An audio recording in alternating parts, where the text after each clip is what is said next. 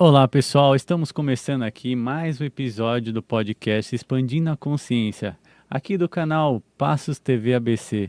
Sejam bem-vindos. Hoje eu trouxe uma especialista em neurociência, a Carol. Carol, seja bem-vinda à entrevista. É um prazer tê-la aqui.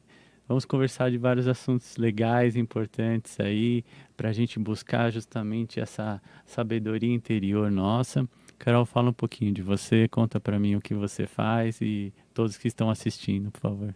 Obrigada por essa introdução. Muito Nada. feliz em estar aqui. Muito legal o convite. Também eu estava vendo a Viviane, com vocês também foi um papo super legal.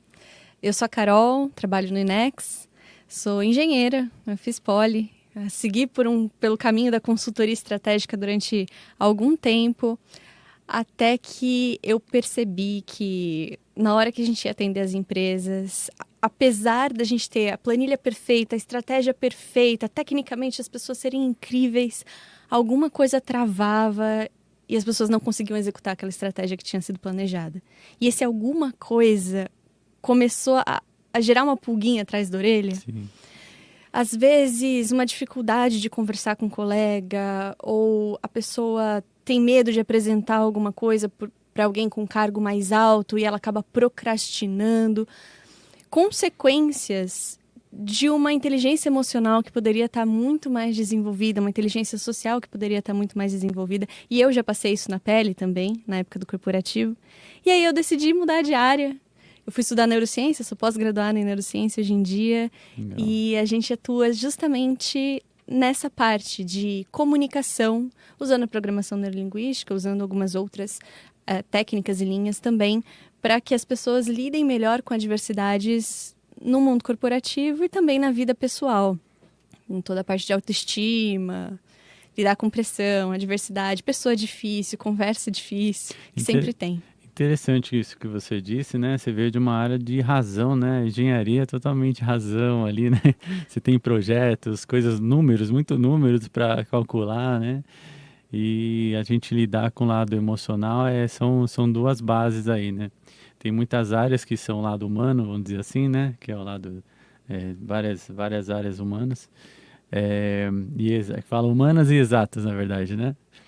Então é interessante esse desenvolvimento, né? Você conseguir ver como você vai lidar com a sua razão e como você vai lidar com as suas emoções perante as suas decisões dentro, por exemplo, de uma empresa, né? É uma questão que poucas pessoas sabem, né? Como fazer isso, como lidar. Porque as mulheres, né, falam que muitas mulheres têm um lado emocional mais desenvolvido que os homens, ou vice-versa. Tem homens que também, mas a questão sempre é saber o que que você precisa, quais são os seus recursos, né? Fala um pouquinho aí, como que você lidar com isso? Por exemplo, você aprendeu a parte, viu ali a parte da razão sendo trabalhada e a parte da emoção também sendo trabalhada, depois buscando esse lado emocional aí na parte da PNL. Como que você consegue entender isso, né? Essa fluidez dentro do trabalho, né? Dentro do lado profissional. Como que, como que você lidar com as emoções, as decisões que você tem que fazer, que você pode trazer dessa bagagem aí que você teve? É engraçado você falar isso, porque uma das coisas que mais me encanta na programação neurolinguística é justamente o fato dela ser muito racional. Ela lida racionalmente com as emoções. Se você for pegar os exercícios, as técnicas, tudo você tem ali um passo a passo, você tem uma linha lógica do porquê que aquilo funciona. E o porquê, ele me move muito, né? Não só a mim, as pessoas que trabalham comigo também. Então, é difícil te explicar isso, mas foi fácil essa transição, não foi difícil, porque ainda dentro de uma área emocional, eu gosto muito de estudar o porquê das coisas. E quando as coisas começam a ter lógica, quando você enxerga a lógica por trás da inteligência emocional, aquilo deixa de ser alguma coisa hippie, paz e amor, e passa a fazer sentido, inclusive para os engenheiros, que é o meu caso. Mas sobre o que você estava falando, as mulheres teriam mais facilidade em expressar as emoções que os homens por uma questão cultural Uhum. e não por uma questão biológica. Porque o homem é educado desde cedo, né? não pode chorar, senão você não é homem, senão isso vai afetar a sua masculinidade. E aí ele deixa de expressar os sentimentos. E a mulher não, a mulher ela não tem essa pressão por não chorar. Então, acaba que numa fase adulta existe essa diferença, mas nada que não possa ser treinado. Existem situações, é muito ruim a emoção, né? Qual que é o papel da emoção? A emoção, ela prepara o nosso corpo, através da liberação de neurotransmissores em circuitos específicos do cérebro, para agir adequadamente diante de um desafio, diante de uma situação. Se você não aprende a lidar com a emoção ou tenta ficar controlando, que também não funciona, você deixa de usar o seu potencial, que é porque a emoção é feita, né? Para te ajudar a tomar decisões nos contextos adequados. Você perde um grande potencial dentro de você quando você tenta esconder isso. Isso vai se refletir no futuro, inclusive no seu corpo, né? Doença psicossomática e por aí vai. Você vai ver esses quadros também. Então, nada que não possa ser treinado e nada que uma pessoa que goste de exatas também não possa aprender.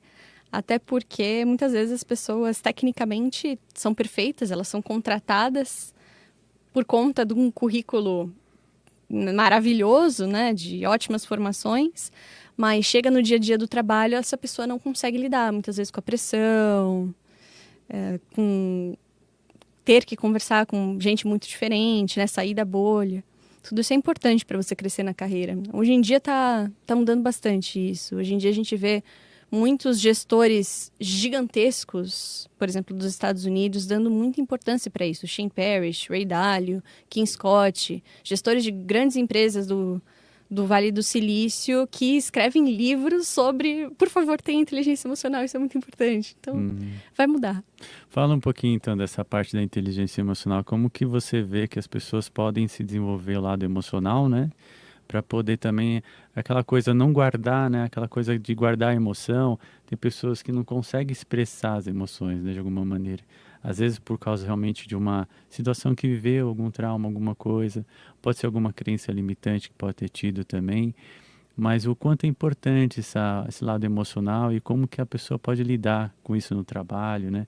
De uma forma que consiga conduzir mais tranquilamente aí o que ela tem que produzir, vamos dizer assim, né? Uhum. Olha, existem várias estratégias, não é uma linha só que a gente vai seguir.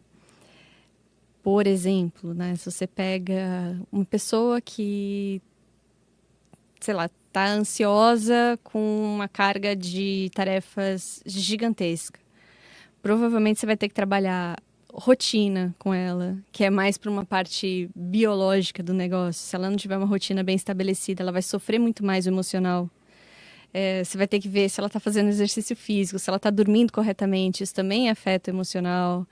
Se ela está tendo assertividade para dizer não quando necessário e está absorvendo muita tarefa para ela, isso também vai gerar ansiedade.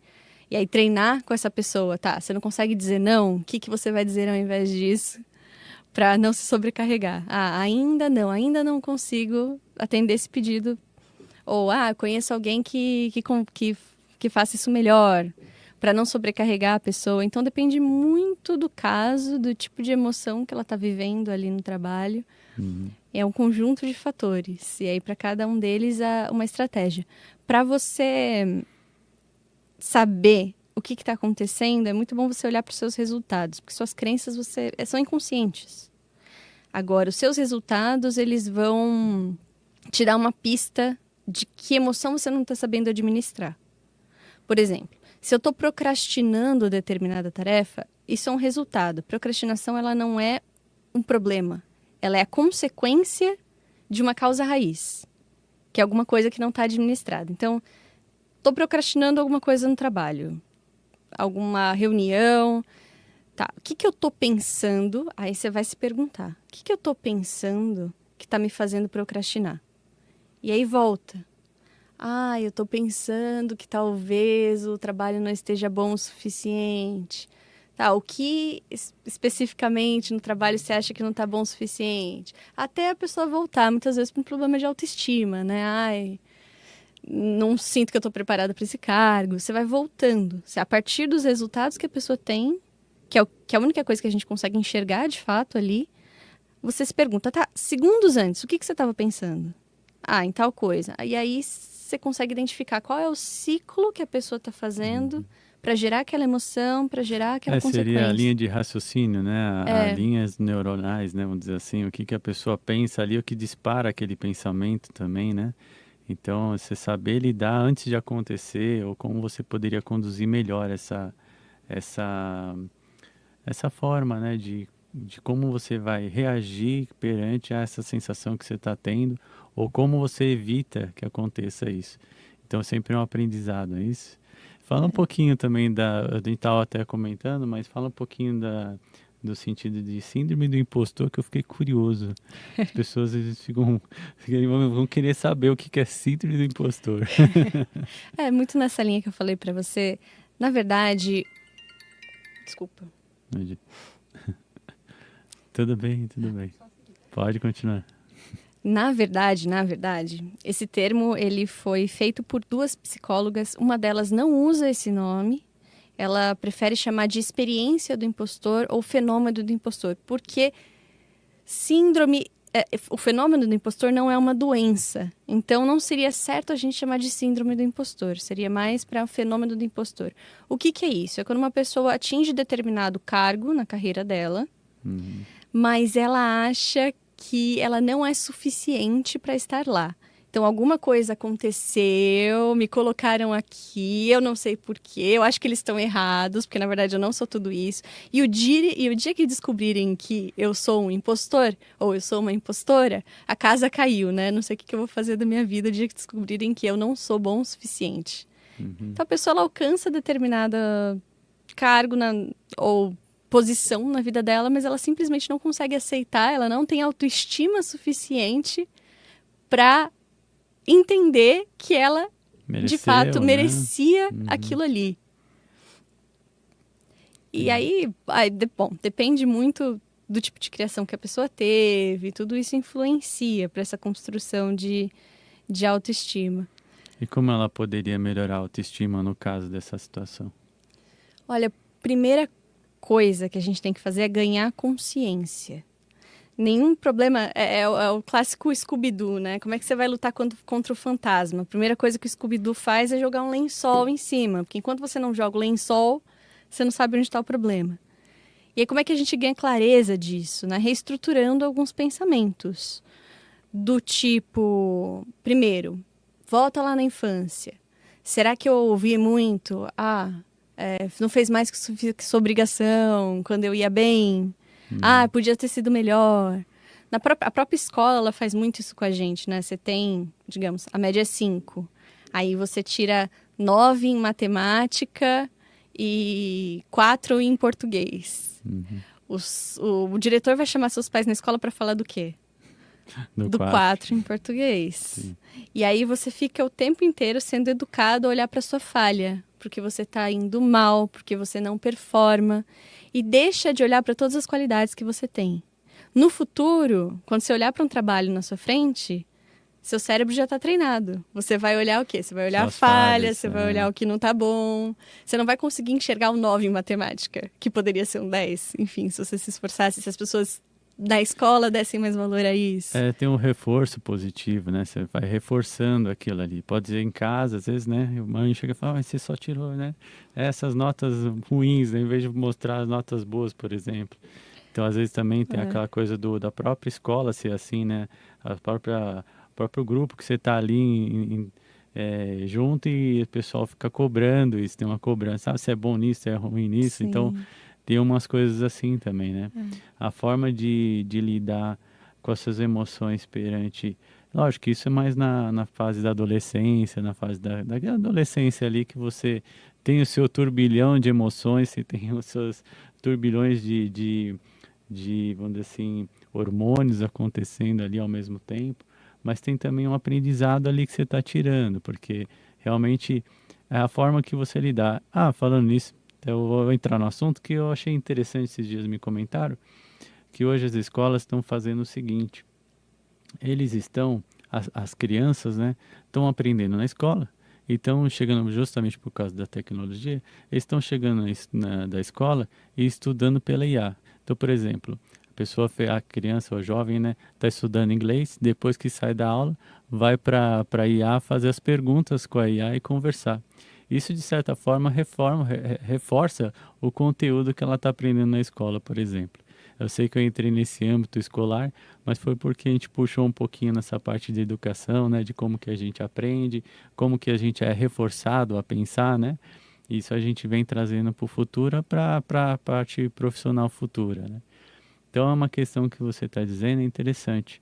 Hoje pode ser que nesse momento você seja um profissional aí, eu tenho um livro já de profissionais de alta performance, né? É, que já esteja nesse nível, né, de performance, vamos dizer assim, já seja um diretor, já seja um executivo de uma empresa, que você não tem mais questão aí de tempo, né, vamos dizer assim, saber lidar com essas coisas, né? Mas que você realmente precisa saber o que você está vivendo, qual posição você está e reconhecer essa posição que você está, que você é merecedora disso, né? Isso. Sim, Então, exatamente. essa questão é muito importante, mas também para você ir mais para cima, poder aprender ainda mais, você precisa realmente sentar e pensar, né? Se aquela posição que você está, se você quer algo a mais, ou se você vai se manter até o final da sua carreira profissional nessa posição. Muitas vezes você tem que tomar as decisões, saber dizer sim, saber dizer não. Às vezes aparecem oportunidades fantásticas para você, mas dependendo de como é essa oportunidade, às vezes você tem que dizer um não, né? Pode ser que você até ganhe mais, mas às vezes você tem que abrir mão de algumas outras coisas, que as pessoas passam por isso, é normal, né? Quando você acaba cada vez mais galgando a sua carreira, aumentando sua expectativa aí de oportunidades, né? Às vezes vem chefes que vêm chamar para trabalhar com você também. Então tem situações assim. Então como que as pessoas aí nessa parte, vamos dizer assim, evolutiva dentro da empresa, nessa parte de você estar querendo aumentar a sua carreira, né? Subir sua carreira, fazer uma transição aí de uma carreira, de um gerente para um coordenador, vão ter que ter capacidades, habilidades diferentes para lidar, né? Fala um pouquinho aí o que você pensa sobre isso. Tá, vamos lá. Vamos dividir, então, em duas partes. Ok, Primeiro, se eu vou decidir subir ou não na carreira. isso. Você precisa ter uma escala de valores muito bem definida. O que é importante para você e em que ordem. E que essa escolha, ela possa ser feita em cima dessa escala de valores e não por um medo que você tem. Ah, eu não vou aceitar porque eu tenho medo, eu prefiro continuar aqui. Que seja, não vou aceitar porque não bate com tal item da minha escala de critérios que é importante para mim. Aí é uma decisão que a gente fala que a pessoa teve clareza, ela teve racionalidade para tomar, ela colocou os pesos, né, do que é mais importante para ela e que não seja guiada por uma raiva, por um medo, por uma ansiedade. Uma vez que ela decide, não, vou pegar um cargo de gestão. Muitas vezes a gente vê muito isso em cargos de vendas. O vendedor, ele vai muito bem. Ele tem habilidades assim de empatia e conversa com todo mundo e consegue criar um relacionamento com o cliente. Perfeito tecnicamente. Só que ele foi treinado para aquela função dele, né, a carreira inteira. E quando ele chega num cargo de gestão, ele não foi treinado para gerenciar a pessoa. E aí você acaba perdendo o melhor vendedor que você tinha e, em troca, você não ganha o melhor gestor que você poderia ter. Justamente porque as pessoas elas não são treinadas na parte comportamental de você ser um líder. Eles são excelentes tecnicamente, mas a parte comportamental falta. O que é essa parte comportamental?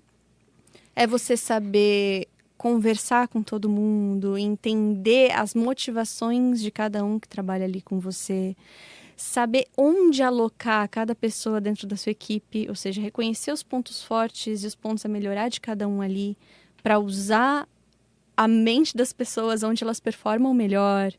É você saber conduzir uma reunião sem virar 3 horas de conversa, que é o que a maior parte das vezes acontece, né? Você começa com um assunto, não termina aquele assunto, discute vários e ninguém sai de lá sabendo o que é para fazer. todas essas habilidades de comunicação são muito importantes. E aí são duas coisas que você precisa ter como líder. Se eu tivesse que treinar alguém nessa função. Habilidade de comunicação, essencial, e a inteligência emocional, saber lidar com a diversidade. Liderança é um cargo de estresse. Não vou ser poliana aqui e falar, é maravilhoso. Não, é um cargo estressante. Se a pessoa não souber lidar com isso, tem que aí ter não dá certo. produtividade, né? E isso gera um pouco de estresse, né? Como que as pessoas lidam com o estresse? Vou deixar para vocês. É muito do significado que você dá para as coisas que acontecem dentro da empresa, né? Existe um negócio muito legal chamado coeficiente de adversidade. Legal. Várias pessoas já falaram sobre isso. Uma das pessoas que falou sobre isso chama Paul Stoltz. E ele faz uma analogia com uma montanha, né? Tem algumas pessoas que começam a subir a montanha, a primeira adversidade, elas desistem, são os desistentes. Tem algumas pessoas que começam a subir a montanha, sobem mais que os desistentes, mas até aqui tá bom, mais que isso eu não preciso subir. Elas são os campistas. E aí, por fim, você tem as pessoas que sobem até onde os campistas estão e falam, nossa, dá para ir além. E elas viram os alpinistas. Que é muito pouca gente atualmente que chega nesse nível de, apesar de estar na zona de conforto, por livre e espontânea vontade, decidir sair da zona de conforto para conseguir algo ainda maior. O coeficiente de adversidade, ele são várias perguntas que você faz para você entender se você não está generalizando o problema. Então, por exemplo, eu furei o pneu vindo para cá. Minha vida está um caos. Então a pessoa generaliza para a vida inteira dela. Aí vem as perguntas, né? O que especificamente aconteceu? Pera, mas a sua vida familiar tá um caos também? Aí a pessoa começa a refletir. Não, minha vida pessoal tá ótima, é só o pneu. Então são perguntas que o líder precisa aprender de coeficiente de adversidade para fazer para os seus liderados, para os liderados também conseguirem aumentar esse coeficiente de adversidade. Talvez uma superação, como elas vão superar as dificuldades. Outra coisa que acontece bastante com quem não tem coeficiente de adversidade alto é a pessoa prolongar no tempo. Então, ela não generaliza para todas as áreas da vida, mas é como se o problema fosse eterno. A pessoa furou o pneu de manhã, chamou o seguro trocou o pneu, tá tudo certo. Em todo lugar que ela vai, já resolveu o problema. Ela vai falar, você não acredita o que aconteceu hoje comigo. Eu furei o pneu. Tá no final do dia, a pessoa tá na academia, ela vai contar que ela furou o pneu para a pessoa da academia. Já ela posterga, ela prolonga, ela fica sofrendo com o problema durante bastante tempo.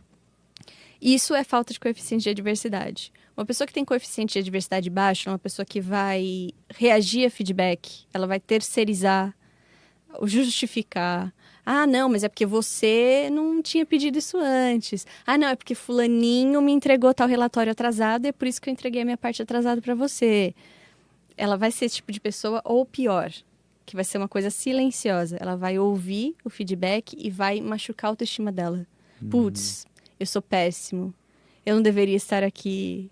Ela vai abalar a autoestima. O mundo acabou, né? Tipo, isso aqui me abalou, o mundo acabou, eu vou ficar triste o dia todo, né? Assim, ela não vai conseguir que têm focar. umas crenças assim, né? Exatamente. Então, são essas duas coisas. Você saber se comunicar muito bem, ou seja, que palavras eu uso para eu delegar tarefas de uma forma que o outro entenda, que é uma dificuldade. Às vezes os líderes falam, né? Já falei 1000 vezes e eles não entenderam. Você que não está falando direito. Saber se comunicar de uma forma que os outros entendam. Saber dar feedback sem ferir o outro, mas ao mesmo tempo sem ter medo de desafiar quem está ali, né? Sem ter medo de ser chato, que o líder ele vai ter esse papel muitas vezes. E essa é a parte da comunicação. E, por fim, a parte do coeficiente de adversidade, que é a inteligência emocional. Se você tiver essas duas coisas, você já vai voar muito alto. E isso pode ser treinado, né? Todas essas capacidades, habilidades que a Carol está dizendo, pode ser desenvolvido, treinado. Tem treinamentos que ajudam nisso. É muito importante as pessoas saberem que é possível desenvolver, né? Não ficar só nisso, no problema, né?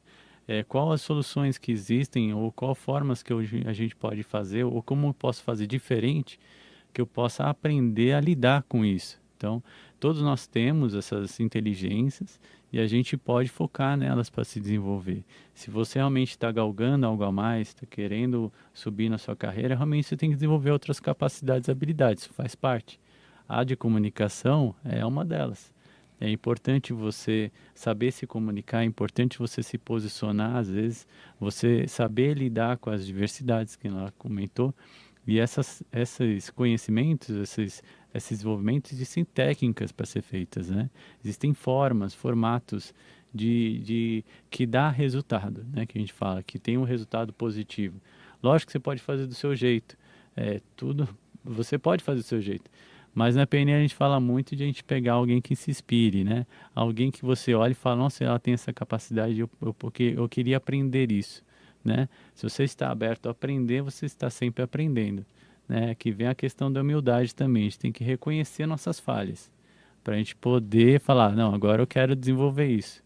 Então, essa potencialidade que a gente pode cada vez mais buscar é importante para a vida. Então, eu estando aqui, também estou desenvolvendo a minha habilidade, entende? Então, toda a questão é essa.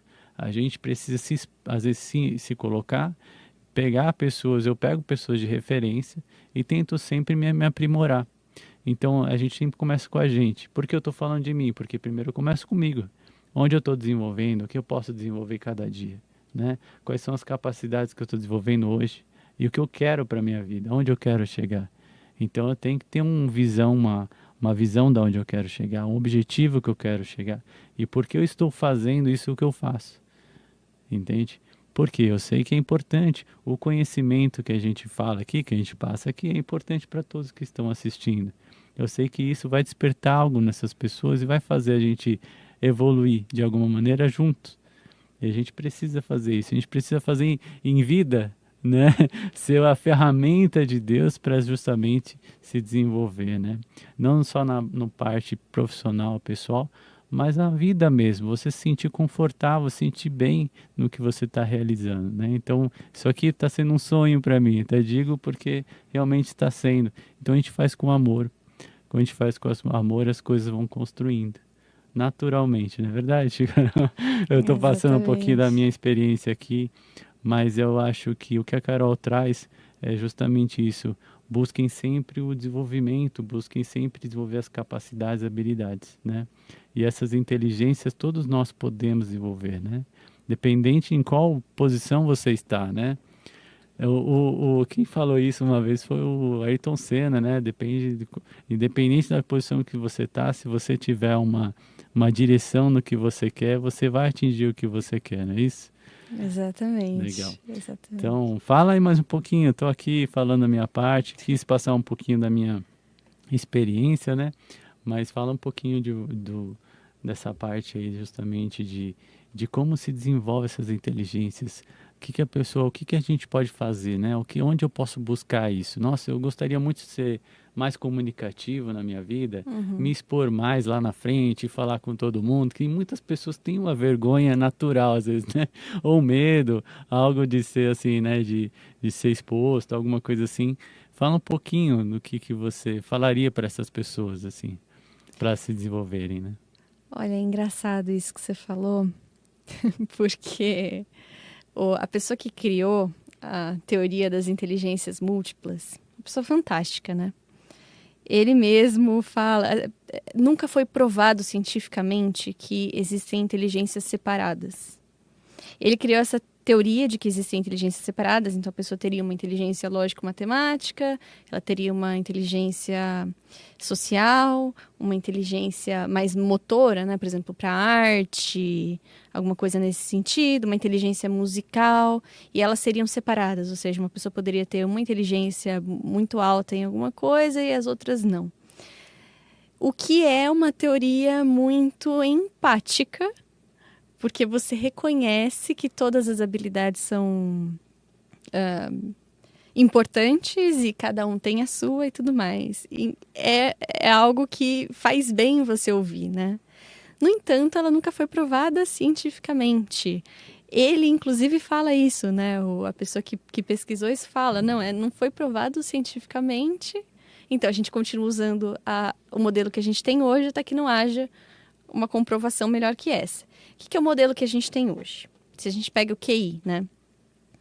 Para uma habilidade ser considerada inteligência, ela precisa ela estar correlacionada de alguma forma com as outras habilidades dentro desse conjunto. Então, você tem o QI, que é um conjunto de habilidades que é medida. E se por acaso a pessoa tem um potencial maior para alguma área, ela tem potencial para todas as outras que estão junto. Não significa que ela vai treinar. Se você não treinar, você não vai desenvolver nada. Mas se você for olhar para isso de uma forma também empática, é uma grande sorte nossa. Se você pega, por exemplo, uma criança que é um nerd, assim, gosta pra caramba de estudar. E aí, muita gente fala, essa pessoa, ela tem a inteligência para, lógico, matemática, mas ela não tem a inteligência para interagir com os outros. Geneticamente, isso não é verdade. Se ela tem um QI alto, significa que todas as habilidades relacionadas à inteligência, e inteligência emocional e inteligência social fazem parte, ele tem potencial de desenvolver. Se ele tem QI para uma coisa, ele tem capacidade de desenvolver qualquer outra. E por que não desenvolve? Porque desde criança, os professores, os pais olham para ele e falam, nossa, esse menino tá lendo pra caramba, deixa ele aí, vamos estimular para ver o que acontece. E aí super estimula a criança a ficar presa dentro daquele mundinho dela e ela acaba não desenvolvendo outras habilidades. Mas todo mundo tem capacidade, potencial. O QI tá aqui. Tudo que tiver amarrado no QI, a pessoa tem chance de desenvolver. Inteligência emocional também é. O que é inteligência, né? Inteligência é a capacidade que você tem de resolver problemas. O que é inteligência emocional? É a capacidade que você tem de resolver problemas, é a capacidade do seu corpo de te preparar emocionalmente para resolver problemas. Então, também está na mesma caixinha. Se uma pessoa tem capacidade de desenvolver uma coisa, ela tem capacidade de desenvolver outra. Se a gente falasse de inteligências separadas, talvez isso não fosse verdade, né? Então, por isso que é bom. Tudo que está correlacionado, a gente consegue desenvolver. É só treinar. É interessante isso. Essa é a questão. A gente precisa realmente perceber o que a gente precisa ser treinado, né? E qual que é os momentos que você está vivendo, né? Quais são as oportunidades que você tem e o que, se você atender aquela oportunidade, você pegar aquela oportunidade para fazer e o que você pode desenvolver naquela oportunidade. E as habilidades, né? De consciência, a parte emocional, enfim, essas inteligências você vai fazendo com o tempo também. Você não precisa desenvolver tudo de uma vez, mas todas as experiências e bagagens que você for se propor a fazer vai te treinar de alguma maneira ou aprender sobre isso. Mas você tem que estar disposto a aprender realmente, para justamente você ir galgando e aprender no próximo passo, no próximo degrau, vamos dizer assim, você vai aprender outras habilidades e capacidades, só que é importante você estar aberto, porque nem sempre vou dar um exemplo sempre lá do diretor, ser coordenador, enfim, essas áreas, ou dentro da empresa, pode estar diferentes, ter diferentes capacidades e habilidades ali, e se você mudar de posição na sua empresa, você precisa saber também se tem que mudar seu posicionamento ou a forma de você lidar com aquela situação nova que você está vivendo. E ali você tem que aprender alguma coisa nova. Então, você tem que ter sempre aberto, porque não adianta você agir da mesma forma que você agia como um coordenador e virar um diretor e agir da mesma forma, né? Então, são posições, visões diferentes. Mas é legal. Tem mais algum assunto que você gostaria de abordar? A gente já está indo para o finalzinho aí do nosso podcast. Achei muito interessante sua posição, a forma que você comentou, né, sobre as inteligências todas, sobre a síndrome também, é interessante. Fala um pouquinho mais aí do que você gostaria, mas fala também, já vai fazendo um encerramento para a gente e deixa uma mensagem boa. E fala das suas redes sociais também. Tá bem. Olha, o principal, quando a gente vai olhar para a liderança, que é uma frase que é para guardar na memória para o resto da vida. Liderança é exemplo. O que o seu colaborador observar você fazendo é o que ele vai fazer, muito mais do que você fala. A gente tem uma estrutura que se chama neurônio espelho dentro do nosso cérebro. Não é um neurônio especificamente, é uma forma de funcionamento que a gente aprende por padrões. Então, a gente aprende com o comportamento do outro, sem necessariamente ter passado por aquilo e ter errado ou acertado. A gente consegue aprender sem ser a gente, né? Pelos erros dos outros e pelos acertos dos outros também. E isso é inconsciente. Então, eu que me espelho no meu líder, o que ele fizer, eu vou fazer. Se ele se dedica pra caramba, eu vou me sentir confortável para me dedicar pra caramba. Se ele se abre com relação às tarefas que precisam ser executadas, eu não vou ter medo de abrir o jogo sobre as tarefas que eu não estou conseguindo fazer. Eu vou me sentir confortável para isso.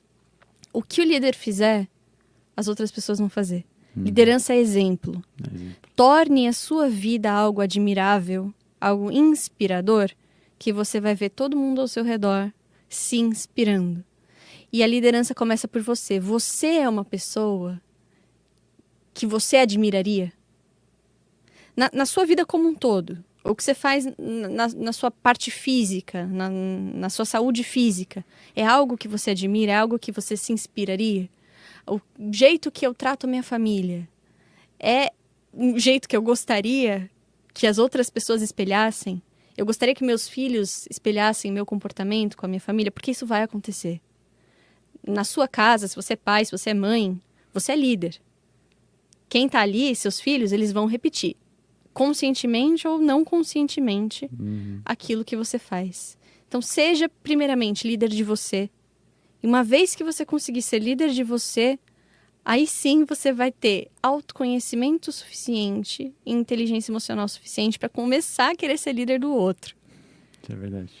E aí é isso, dentro do trabalho também. Se você conseguir ser líder de si mesmo, saber desenvolver sua inteligência emocional, saber organizar suas tarefas, as pessoas elas vão se inspirar em você, elas vão perguntar o que você está fazendo, elas vão te ouvir muito mais quando você dá um feedback, elas vão aceitar muito mais as suas sugestões, porque elas sabem que em você elas podem confiar, em você elas podem se inspirar. Esse é o principal recado sobre liderança que a gente pode dar no quesito comportamental. Seja o exemplo. Perfeito, Carol. Obrigado pela mensagem. Deixe suas redes sociais pra gente. Você pode nos acompanhar no meu perfil pessoal no Instagram, a Carol Meirelles. Eu falo bastante sobre comunicação por lá também. E você pode nos acompanhar semanalmente, toda terça-feira, no Café com PNL, que é o nosso podcast. Obrigado, Carol. Pessoal, quem puder, obrigado por todos terem assistido esse programa. Aqui a gente, como eu falei, cada dia a gente traz o conhecimento para nós justamente expandirmos e aprendemos a cada dia com as pessoas e com conhecimento, né? Acho que cada dia a gente tem que buscar conhecimento e assim a gente vai conseguindo também, além de aprender, né? A gente pode também transbordar e ensinar também, né? Acho que é a lição que a gente acaba tendo na vida. Então, eu agradeço a todos que estão acompanhando. Deixe o seu like aí no canal, o canal aqui na Passos TV ABC. Acompanhe aí a gente, todos os episódios, a gente tem postado. E obrigado mesmo por estarem dando seus comentários, né? Enfim, fiquem à vontade aí. E é isso. Um grande abraço a todos vocês e muito amor na vida de vocês, tá bom? Obrigado, viu, Carol? Isso eu que agradeço.